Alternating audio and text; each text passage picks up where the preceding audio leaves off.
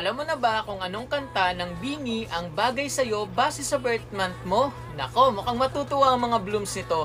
Pero guys, random lang ulit to ha. Huwag niyong masyadong seryosohin. Baka mamaya hanapan niyo na naman ako ng meaning. Pero kung interesado ka pa rin na malaman yan, tapusin mo tong video na to hanggang dulo. Huwag mong kalimutan na i-like at i-share. At syempre follow mo na din ako para makagawa pa ako ng mas marami pang videos na ganito. O ano, ready ka na ba? Nagawa mo na ba? Tara, alamin na natin kung ano yung kanta na yan.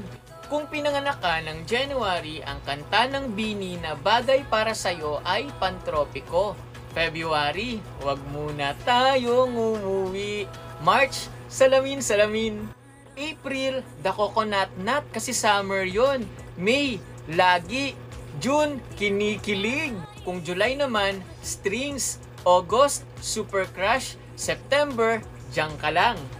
October, Here With You. November, Love Yourself. At December, No Fear. O ano, tumugma ba yung mga title ng kantang binigay ko sa paborito mong kanta ng BINI? Kung oo, ilagay mo yung title dyan sa may comment section. Pero kung hindi naman, i-comment mo na lang yung title ng kanta ng BINI na paborito mo. Meron ba ako ditong kapareho na November tapos Love Yourself? Patingin nga ako sa may comment section.